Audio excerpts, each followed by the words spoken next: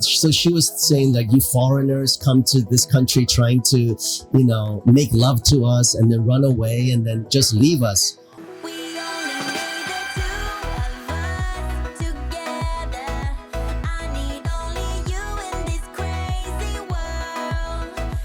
She was so happy.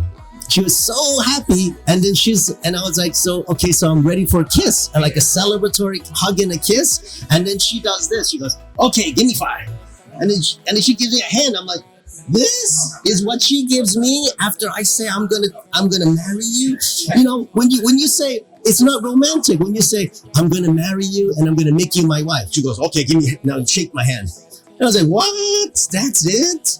So afterwards, I was looking for a kiss. I said, give me a kiss. And she said, no kiss. I said, kiss? I said, no kiss. I said, what do you mean?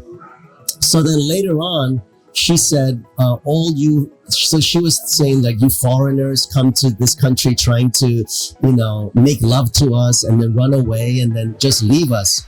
So I said, I'm not that type. So we got into a big misunderstanding. And then Tina, my matchmaker, said to me, Michael, do you know it is a big and major step if she holds your hand? I was like, what? And she says, yes, because if she holds your hand, that is a major step for a Chinese lady. So, but I was judging it from, American style. And I'm like, everybody just holds hands and it doesn't mean anything.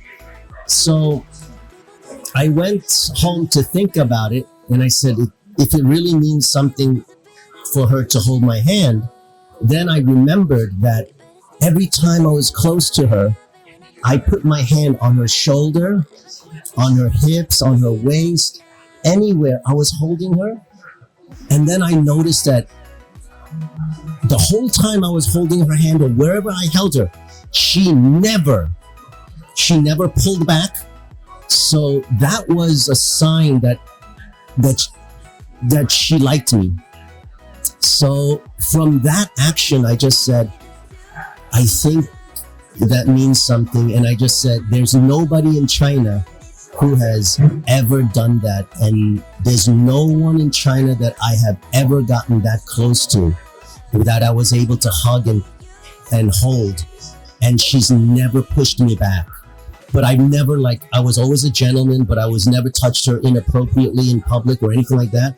But she's never refused any of my hands or my advances. So I went back to her and I said to her, do you trust me? And she said yes. And I just said, I want to have a long-term relationship with you. So I gave her my vow that all I wanted to win her heart. And I wanted to win her heart before going back. And so one day we were just talking about rings. Now, the other thing is, have you noticed that her ring is not a diamond ring? Because is that what happened was, I told her, I want to buy you a diamond ring. And she said, no. And I said, what do you want? So we went and she said, I like this one. And I said, are you sure? Because I can get you a much better ring, a diamond ring. And she said, no, it's a waste of money. So where do you hear that in America? In America, they're like, no, I have to see the rock. I have to see the big rock. I need to see a big diamond ring. But instead, this one said, no, it's a waste of money. I think we can use the money better for something else. So I said, are you sure that's all you want? And she says, this is the best one I really want from you. So I just said, okay. I took out my credit card and then I bought the ring. And then she said, we're engaged. And I was like, wow, we are. So that's how we became engaged. And I couldn't believe it happened that fast. And I'm like, this is so much more different than in America. Because like, she didn't want a fancy ring. She didn't want a ring that cost thousands. So I couldn't refuse. So we were engaged then. Congratulations, Michael. Searching for that one special woman to complete your life? Join men from all over the world as they take a trip and find their future brides. Check out our website at angelsofpassion.com. What you're trying to deny, that we should